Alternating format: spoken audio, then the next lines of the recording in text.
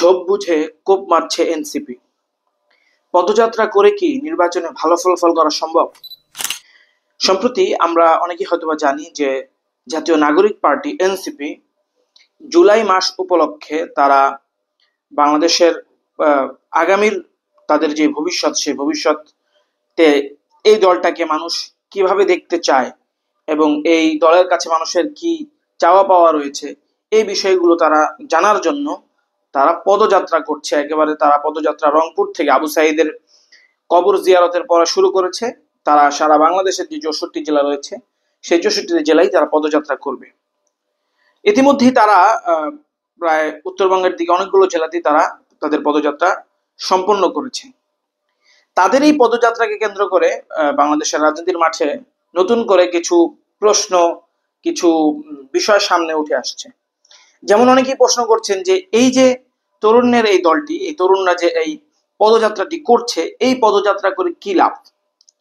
দেখেন, এ ধরনের পদযাত্রা আসলেই কি কোনো একটা রাজনৈতিক দলের ভবিষ্যৎ পরিবর্তন করতে পারে কিনা, বা কোনো একটা রাজনৈতিক দলের জন্য নিয়ামতের ভূমিকা পালন করতে পারে কিনা, এই বিষয়টা আমরা যদি আমাদের আশেপাশের দেশগুলোর দিকে একটু তাকাই, তাহলে আমরা এর উত্তর কিছুটা হলেও খুঁজে পাবো। দেখেন, আমাদের একেবারেই অতি নিকটবর্তী দুইটা দেশ এবং আমাদের দেশ, এই তিনটা দেশ থেকে আমরা উদাহরণ নিব। প্রথমত উদাহরণ নিচ্ছি আমাদের একেবারেই প্রতিবেশী ভারত। দেখেন, ভারতের বর্তমানে যে অপোজিশন লিডার জনাব রাহুল গান্ধী, উনি গান্ধী পরিবারের সন্তান। সেই হিসেবে ভারতের মানুষের তার প্রতি একটা আবেগ অনুভূতি শুরু থেকেই ছিল। কিন্তু উনাকে তার যে বিরোধী বিপরীত যে দল বিজেপি, সেই বিজেপি ওনাকে পাপ্পু, তারপরে শেহজাদা, এরকম বিভিন্ন নামে তাকে ডাকতো, তাকে কটাক্ষ করত। তো এই পাপ্পু খ্যাত জনাব রাহুল গান্ধী এই যে 2024-এ যে লোকসভা নির্বাচনটি হয়েছিল ভারতে, সেই লোকসভা নির্বাচনের আগে হঠাৎ করে তিনি একটা কর্মসূচি হাতে নিলেন। সেই কর্মসূচিটা হচ্ছে কাশ্মীর থেকে কন্যাকুমারী পর্যন্ত পদযাত্রা করবেন উনি, এবং উনি কিন্তু এই পদযাত্রাটি করেছেন। আমরা দেখেছি যে কিভাবে মানুষ তার এই পদযাত্রায় তার সাথে সামিল হয়েছে এবং তাকে কিভাবে খুব পজিটিভলি তাকে গ্রহণ করছে, মানুষ তার কথা শুনছে।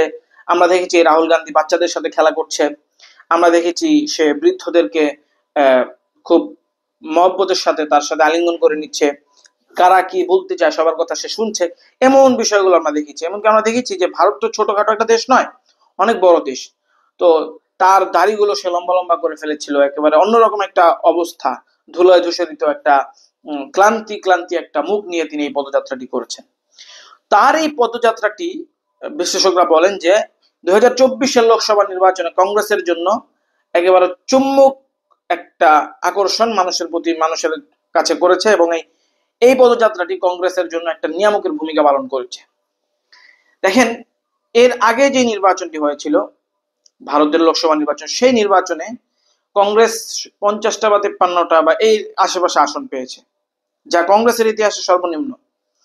কিন্তু এই নির্বাচনে 2024-এর লোকসভা নির্বাচনে জনাব রাহুল গান্ধীর এই পদযাত্রার কারণেই মূলত কংগ্রেসের ভোট বেড়ে ডবল হয়ে গিয়েছে। কংগ্রেস প্রায় 100 আসনের উপরে পেয়েছে 2024-এর লোকসভা নির্বাচনে। এমনটাই অনেকে মনে করছেন যে এই যে কংগ্রেসের যে একটা সাফল্য, 2000 এর আগের যে ভোটটা, সেই ভোটের তুলনায় এই ভোটে যে ডবল আসন পেয়েছে কংগ্রেস, এর জন্য একমাত্র বিশেষজ্ঞরা মনে করছেন যে রাহুল গান্ধীর এই পদযাত্রাটি এর জন্য মুখ্য ভূমিকা পালন করেছে। এর দ্বারা বোঝা গেল কি, যে রাহুল গান্ধীর এই পদযাত্রাটা সফল হয়েছে। সফলভাবে উনি এই পদযাত্রার কারণে ওনার ভোটের যেই ব্যাংক সেটা বাড়াতে পেরেছেন। এখন দেখেন, অন্যদিকে আমাদের আরেক প্রতিবেশী রাষ্ট্র পাকিস্তান, পাকিস্তানেও কিন্তু ক্ষমতাচ্যুত প্রধানমন্ত্রী জনাব ইমরান খান তিনি পদযাত্রা করেছিলেন অগ্রিম নির্বাচনের দাবিতে।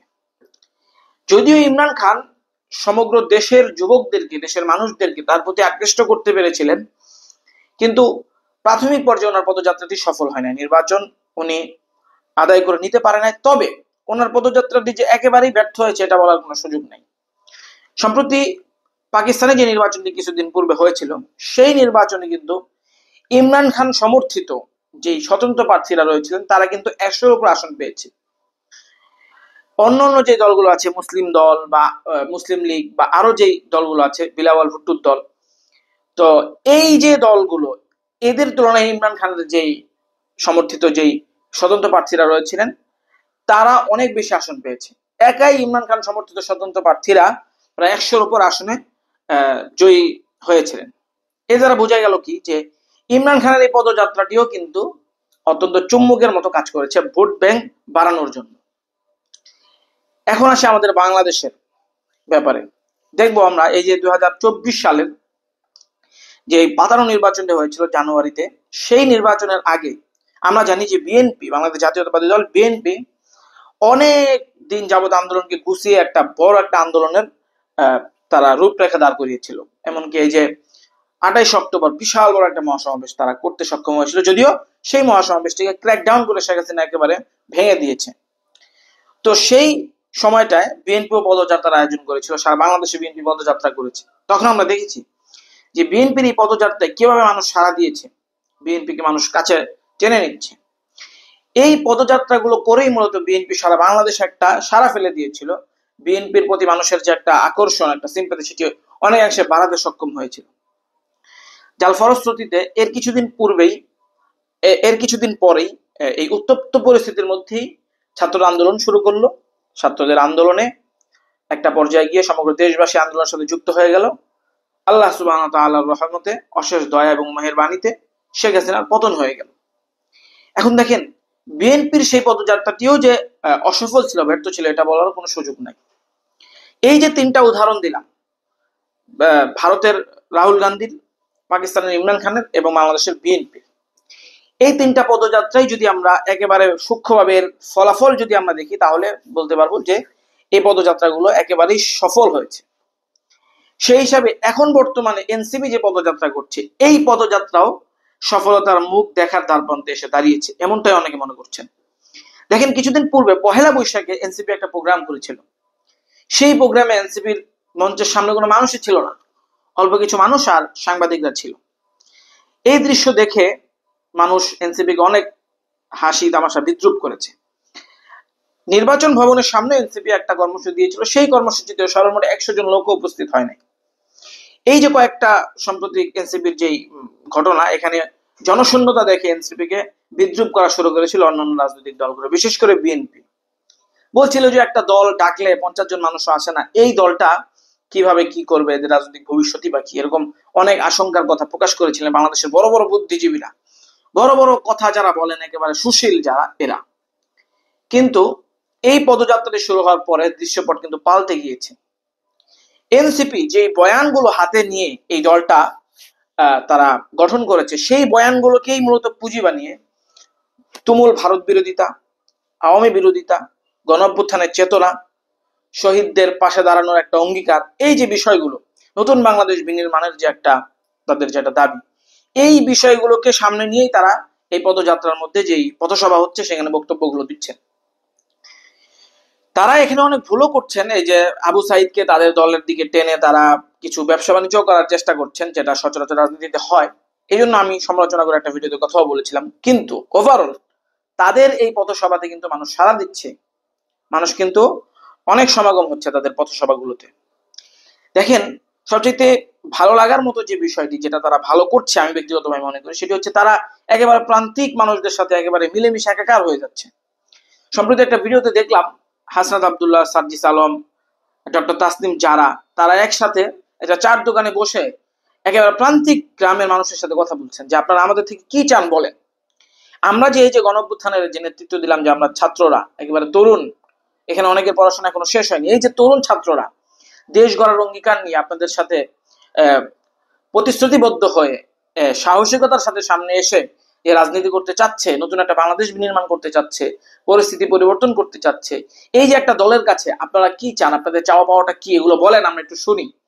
এরকম করে মানুষদেরকে বোঝাচ্ছে, মানুষের থেকে মতামত নিচ্ছে, একেবারে যেভাবে মানে বোঝানো দরকার। অনেকটা এরকম মনে হয়, অনেকে এরকম বলছেন যে বাবা যদি ধরেন, কথার কথা অনেক সংসারে এরকম থাকে যে ছেলেরা উচ্চ শিক্ষিত হয়ে যায়, ছেলেরা পড়াশোনা খুব ভালো করে একটা পর্যায়ে চলে যায়, কিন্তু বাবা তো তার সেই অবস্থাতেই থাকে, জীর্ণ শীর্ণ একেবারে সাদা সিধা অবস্থাতে থাকে।